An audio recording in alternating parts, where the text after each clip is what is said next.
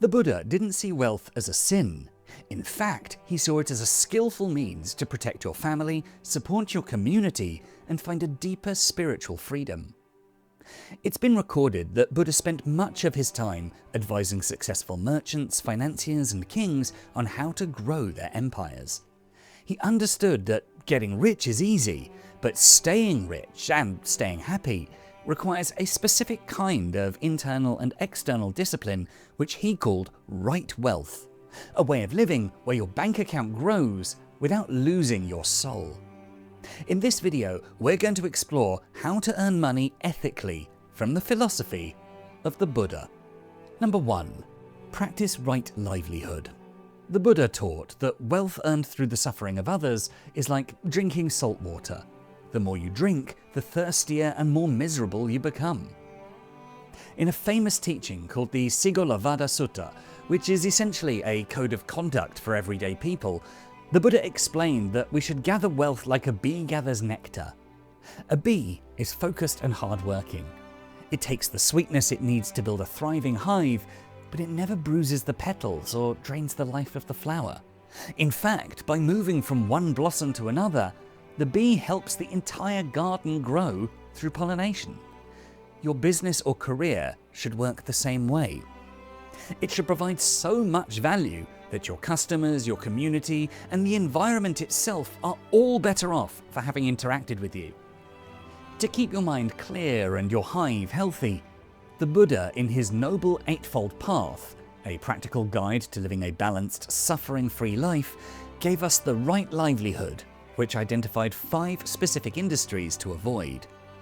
They are weapons or profiteering from conflict and destruction, human trafficking or any business that relies on the exploitation or slavery of others, meat and slaughter or profiting from the killing and suffering of sentient beings, intoxicants, dealing in substances like drugs or alcohol that cloud and damage the minds of others, and finally, poisons that are designed specifically to harm or kill. If you profit from things that destroy life or cloud the mind, you're building your house on a foundation of anxiety. The ultimate goal in getting rich in Buddhism is to reach a state of blameless wealth.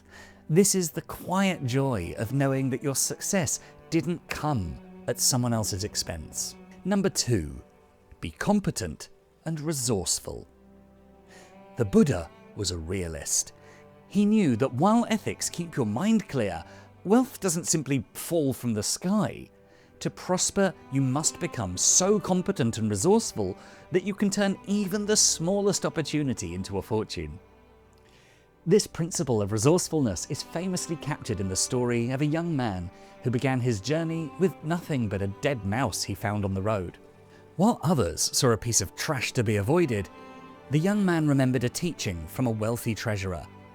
A clever person could start a business with even a dead mouse. Counting himself lucky that he now had a dead mouse in hand, he picked it up and sold it to a local shopkeeper as a meal for his cat, earning him a single copper coin. It's important to note the nuance here. He didn't kill the animal, he simply looked at a useless situation and found a way to create value. He took that one coin and used it to buy molasses and water, which he offered to the tired flower gatherers in exchange for a few flowers. He then repeated this process of trading up. He sold the flowers to buy more supplies. He leveraged a storm that knocked down branches in the king's park, offering to clear the mess for free if he could keep the wood, which he then sold to a potter for a profit. Eventually, he used his savings and his growing network to buy a ship's cargo on credit, and then sold it for a massive gain. By starting with a worthless resource and applying relentless diligence, he became a millionaire. He didn't find a treasure chest. He built one through what the Buddha called skillful means. To ensure that hard work leads to long-term prosperity rather than burnout, the Buddha offered the Vijagaparja Sutta, which is the blueprint for achieving financial and personal stability through 4 key habits. The first is diligence. This is the energy to start and the discipline to continue. You shouldn't just work hard, you should become so good at what you do that your value in the marketplace is undeniable. The second is protection.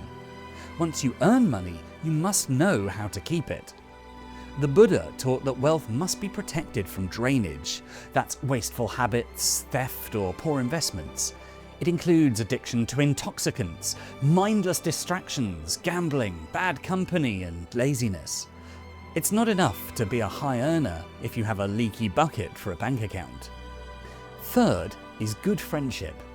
The Buddha famously said that admirable friendship is the whole of the spiritual life. And he applied this to business too. Surround yourself with people who are wise, disciplined, and generous. If your inner circle encourages gambling or mindless spending, your wealth will eventually vanish. Your network is your net worth. And fourth and finally, balanced living. This is the middle way of finance. A successful person avoids being a miser who's too afraid to enjoy their life, or a spendthrift who consumes everything today and leaves nothing for tomorrow. It's about living comfortably within your means so that money remains a servant, not a master. The mouse merchant succeeded because he understood that no opportunity is too small to begin with.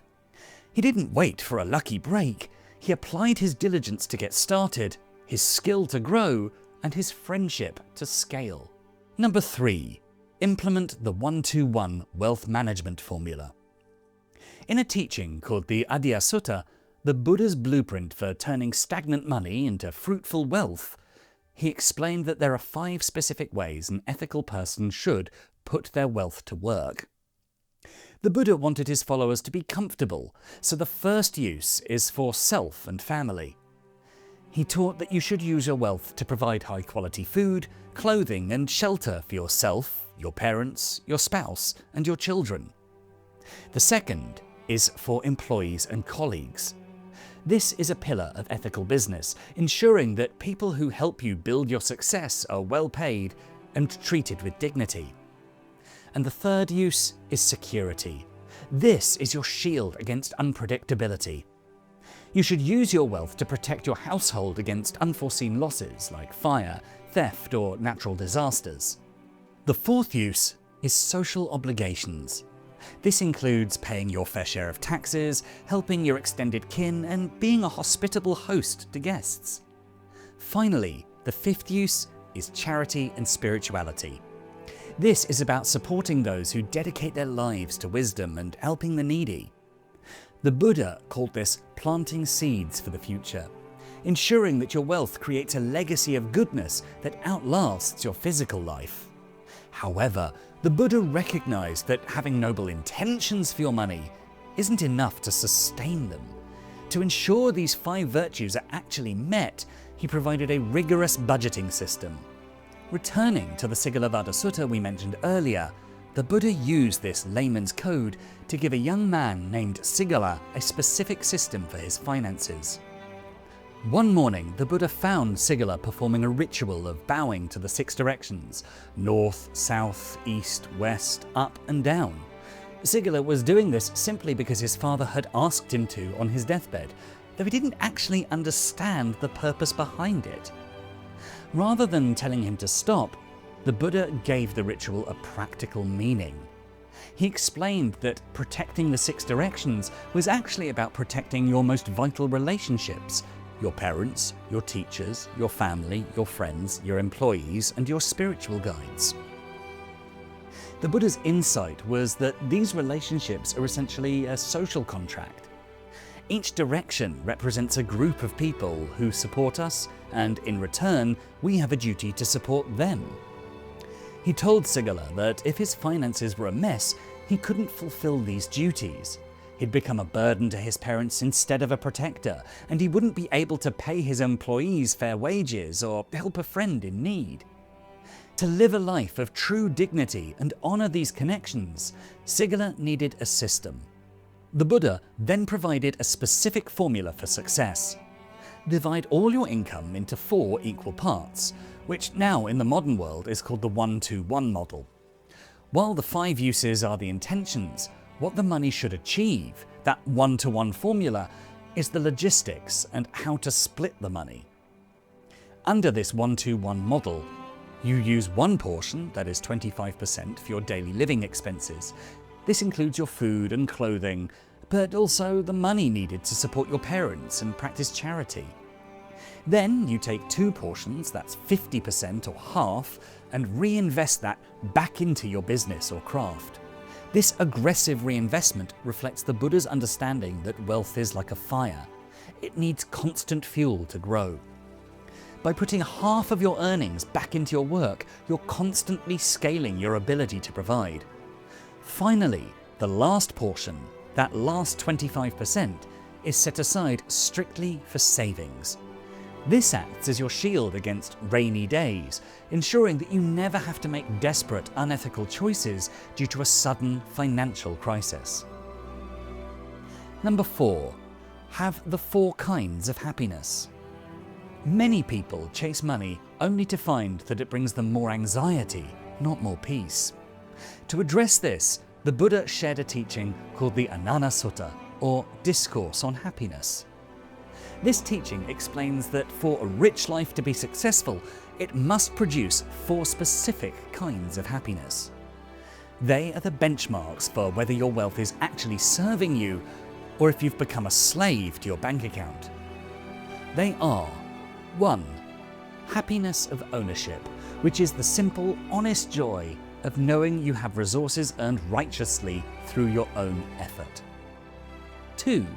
Happiness of enjoyment, which is the freedom to actually use your wealth to bring comfort to yourself, your family, and your community. 3. Happiness of debtlessness, the profound relief of owing nothing to anybody, being financially free and self-reliant. And finally, 4. The happiness of blamelessness. This leads back to that blameless wealth we discussed, the quiet peace of knowing your wealth was gained without hurting a single living being. Buddha shared this teaching with another Pindika, a wealthy financier who used his fortune to feed the poor every day. His most famous act of right wealth was his purchase of the land to build a monastery for the Buddha. When the owner of the land, Prince Jeta, jokingly said that the price of the park was as many gold coins as it would take to cover the entire ground, Anathapindika didn't bargain. He brought cartloads of gold and literally paved the earth with coins until the land was bought. However, the true test of these happinesses came later, when Anathapindika's life took a dramatic turn.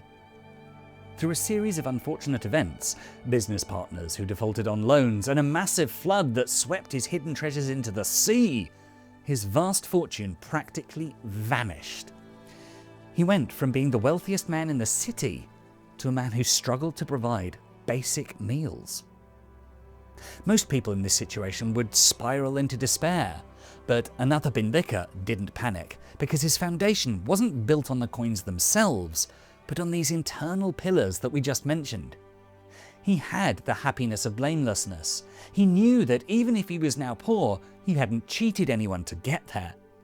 There was no guilt eating at him and no bad karma to fear. He had the happiness of debtlessness because he'd followed a disciplined system and he owed no one anything. He didn't have collectors knocking on his door or the shame of unpaid debts. His poverty was clean. He had the happiness of ownership of character. He realized that while the gold could be washed away by a flood, his skills, his integrity, and his reputation remained his own. He owned his past good deeds, which gave him a mental strength that no market crash could ever take away. And of course he had the happiness of enjoyment even in poverty. Even when reduced to eating coarse, thin gruel, he still found joy in sharing a portion of it with others. He proved that the happiness of enjoyment isn't about the price of the meal, but the spirit of one eating it. Because he didn't turn to unethical schemes in his desperation, his reputation remained intact. Eventually, his business partners returned to pay their debts, and his lost treasures were recovered. His story teaches us that true wealth is a state of mind.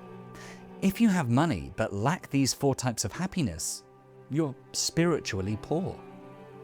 Number 5. Adopt a custodian mindset.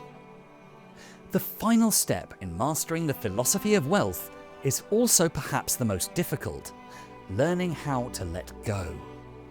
The Buddha taught that while it's good to acquire wealth ethically and manage it wisely, the ultimate danger is clinging. If you define your worth by your bank account, you haven't actually gained any freedom. You've just traded one set of chains for another. This is the principle of upekkha, or equanimity, which invites you to adopt a custodian mindset. It means viewing yourself as a temporary steward of resources rather than their permanent master.